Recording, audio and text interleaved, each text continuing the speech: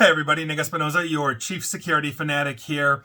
And today we got to talk about Bluesky because they apparently need to improve their compliance. The EU's not a fan at the moment, even though it's kind of blowing up. So there's an actually really interesting write-up in the Financial Times by Andy Bounds and Javier Espinoza. No relation, I assume, because he spells his last name with a Z. I spell mine appropriately with an S. That's right, I'm calling out all you Z Espinozas. And let's dive into this because this is the hot new social media app that we've got here.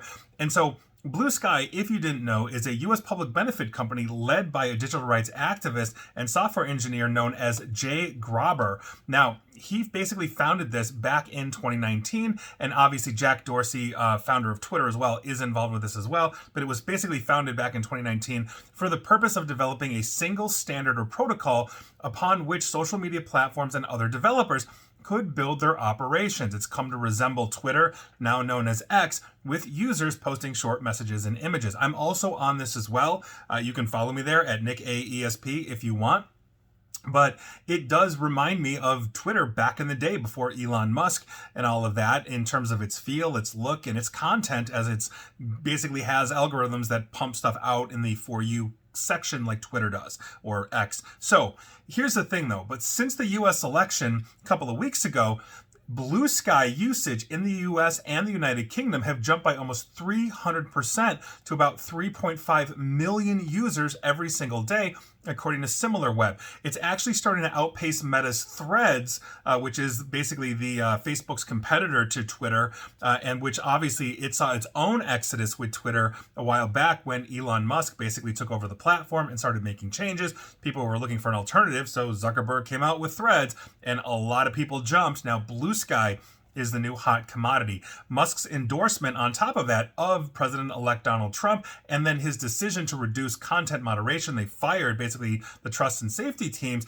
has been beneficial to Bluesky as well, because many academics, journalists, left-leaning politicians, as well as many others have started to move away from Twitter towards Bluesky. And part of that, I think, is the fact that, what we have here is a major change in the delivery of content, the algorithm, that Twitter has. I also have Twitter as well. You might be following me or watching me or listening to me there at NickAESP, also just like Bluesky. And I have noticed that my For You feed, which was prior to Elon Musk's takeover, a very nicely curated feed of news sources and other things, has now decidedly taken on a very political tone in a way that I just don't want to follow. You know what I mean? I don't really want to hear what extremes on either the right or the left have to say about anything. And it just feels like my For You feed on Twitter is continuously shouting at me in some way, shape, or form. And so by virtue of that, Bluesky does kind of feel like a relief. But now the EU or European Union has taken notice, and they're not happy campers at the moment. Now, Bluesky is apparently in breach of EU regulations for not disclosing key details about themselves, and that's according to the EU Commission this past Monday. And I quote, "All platforms in the EU have to have a dedicated page on their website where it says how many users they have in the EU and where they are legally established." That's according to Commission spokesperson Thomas Regnier. And I continue, "This is not the case for Bluesky as of today. This is not followed," end quote. In other words, Bluesky is not disclosing per EU regulations about, okay, we have approximately this many European Union members, and by virtue of that, we have established a presence somewhere within the European Union economic area.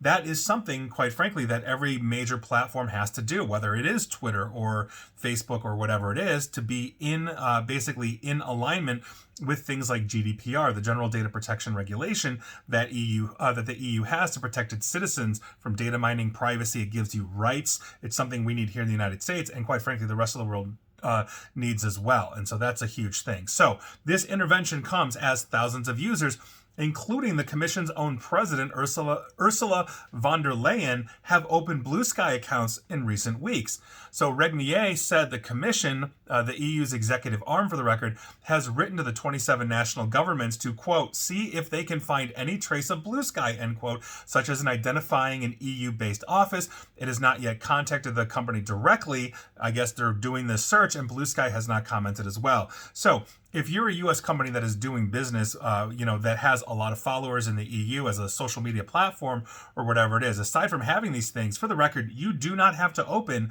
an office in the EU just to satisfy this, but you do need a designated EU representative under GDPR laws so that basically anybody in the EU can contact your representative in the EU as opposed to you directly. So, Bluesky, obviously, I think they are, and this is my opinion, I think they are surprised at the explosion that they've had. Obviously, a lot of this move has been political based, as as Elon Musk is very prominently supporting Donald Trump. He's going to be part of Donald Trump's administration, all of that, and so naturally, that's on the right side of the political spectrum here. So the left side of the political spectrum doesn't necessarily want to be on a platform where the safe and trust has been cut, disinformation has been rampant, and all of that. And by virtue of that, we are now starting to see a compartmentalization of social media along political lines, at least here in the United States.